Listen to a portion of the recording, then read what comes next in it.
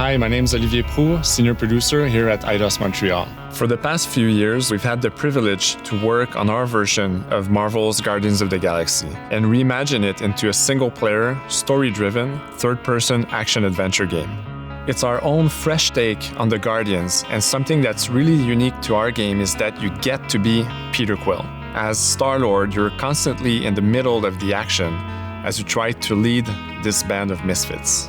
But today, I'm really excited to have all of you join us on this journey, and you'll hear more about the game from our team behind this project. Right, let's do this. I've always loved Marvel's cosmic characters.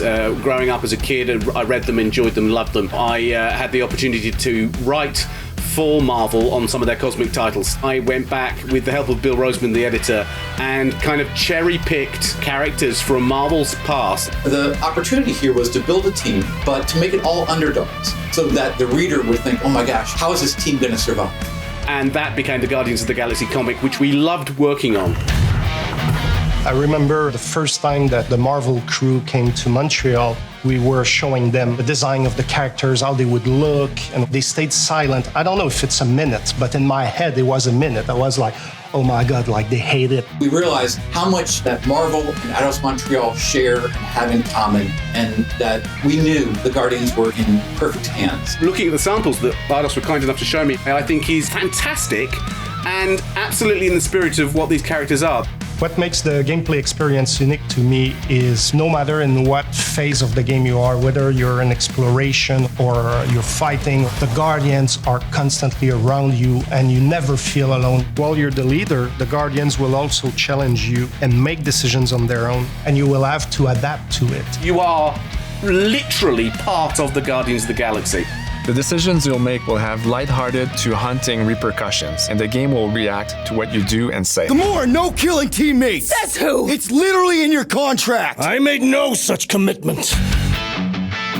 You are playing as Star-Lord and you're using your blasters and you're using your jet boots. Star-Lord is really empowering. He's very agile on the battlefield. He can slide and over with his jet boots. Of course, he has his elemental blasters that have different powers as well. And on top of all of this, he can use the unique abilities of his Guardians. We're not pirates. We're legally incorporated heroes for hire. Gardeners of the Galaxy?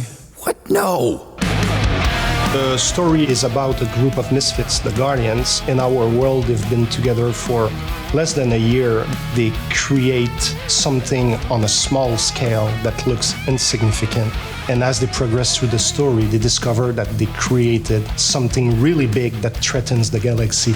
There are a lot of very interesting villains in the Marvel franchise. And when you're starting to work on a story like this, you get to get your pick of which ones will make the best for this story. That gives us the opportunity to bring in some that are well known, but some that are also not all that well known. What Eidos is getting so right about them is capturing what it's like to be a misfit family. They're also bringing an amazing imagination to it. You're going to see planets and characters that are going to blow your mind. Interpreting it in its own way, I think, makes it feel incredibly fresh and exciting. It's not a matter of trying to replicate the comic or trying to replicate the film. It's trying to take the medium you're working in and make the best version of Guardians out of that. They made it fun. They made it rock and roll. They delivered everything you would want in a Guardians game.